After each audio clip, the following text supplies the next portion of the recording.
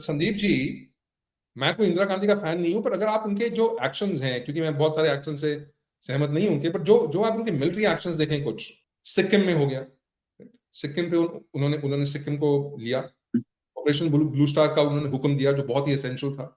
सियाचिन, आज सियाचिन भारत के पास केवल और केवल इसलिए है कि 1984 में जिस टाइम पे ऑपरेशन ब्लू स्टार का भी डिसीजन उस इंदिरा जी को लेना था, उस टाइम पे उन्होंने बैसाखी से पहले सियाचिन पे अटैक करने का हुक्म दिया।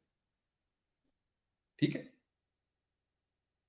This is strength of character, क्योंकि नहीं तो आपके पास ना सिक्किम होता, ना आपके पास सियाचिन होता, शायद ना पंजाब, और मिजोरम में नहीं होता। लाल डेंगा बहुत बड़ा आतंकवादी था। पहली बार मिजोरम को शामिल करके केंद्र शासित प्रदेश बनाया गया, उसको वो तोड़ रहा था पूरा मिजोरम।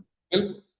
तो एक नॉर्मल जो एक्टिविटी है, जो एक नॉर्मल कार्रवाई है, जो कॉन्स्टिट्यूशन के अंतर्गत कार्रवाई है और कॉन्स्टिट्यूशन के बाहर भी हो तो क्या फर्क पड़ता है, जो प्राइम मिनिस्टर ने डिसीजन लिया, जो कि एक देश के हित में डिसीजन था, देश की समूप्रभुता के हित में था, उसको आप पार्लियामेंट में ये कह रहे हैं।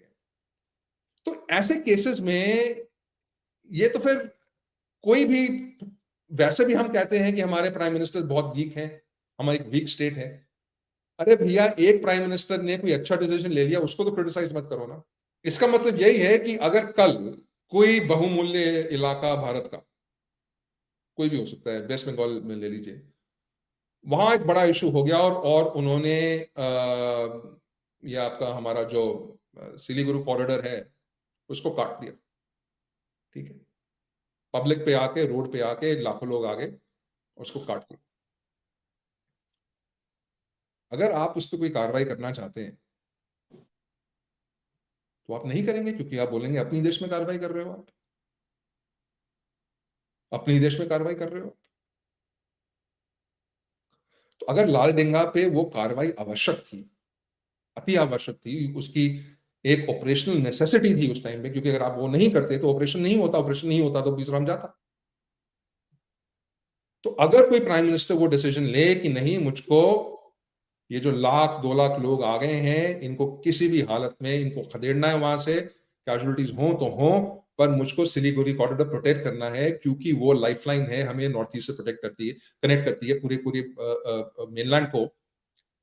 फिर नॉर्थ ईस्ट गया।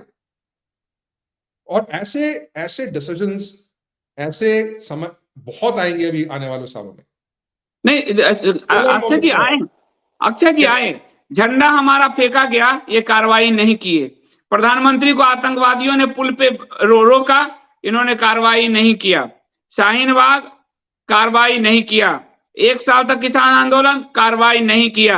आपको चीन हमारी भूमि हड़प कर ले गया, कार्रवाई नहीं किया। अब पाकिस्तानी आतंकवादी हमारे सैनिकों का सब छत बिछत कर दिया, कोई कार्रवाई अभी तक नहीं हुआ। आप देखिए, इनके आसपास का जितना जो है आपका, हमारा पड़ोसी हमारा साथ छोड़ता जा रहा है, भूटान आदि सब साथ छोड़ता जा रहा है, पर इनका चीन के प्रति कोई कार्रवाई नहीं हो रहा है। तो नहीं कार्रवाई के मामले में तो इनका रिकॉर्ड है, यूटर्न सरकार है।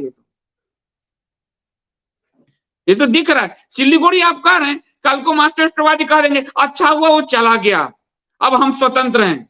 कल को मास्टर राष्ट्रवादी उसको कह देंगे। बांग्लादेश में जहां हिंदुओं का इतना संघार हो रहा है, जमीन दे दिया, हम सब ने ताली बजाई, अच्छा हुआ चला गया। नेपाल हमारी भूमि ले लिया, अच्छा हुआ चला गया। तो हम तो उस मेंटलिटी में अब जी रहे हैं कि एक व्यक्ति कहीं कुटिया में बैठेगा तो वही कुटिया देश कहलाएगा, बाकी सब विदेश कहलाएगा। इस स्थिति में जी रहा है भारत। क्या कहिएगा? ये तो आप कह रहे हैं कि कभी ऐसा हो, ये तो हुआ है, पहली बार तिरंगा फेंका गया है लाल किला से, भारत के ध्वज का अपमान पहली बार हुआ है, कोई कार्रवाई नहीं हुई। प्रधानमंत्री घेर दिए गए आतंकवादियों द्वारा, कोई कार्रवाई नहीं हुई। तो ये तो महान हस्ती हैं, इनका आप तो क्या कर सकते हैं। और इस मामले में देखिए कि पूरी मीडिया चुप्पी बढ़ते हुए है। दुखद है, प्रिंट मीडिया तो फिर भी कुछ खबर छापती है, इलेक्ट्रॉनिक मीडिया तो ऐसा लगता है कि 67 करोड़ उनके ऑफिस में उड़ा दिया जाता है, लूटने के लिए दौड़े भाग रहे हैं सब। इस तरह भिखारियों जैसी उनकी स्थिति, मानसिक भिखारी हो चुके हैं सब।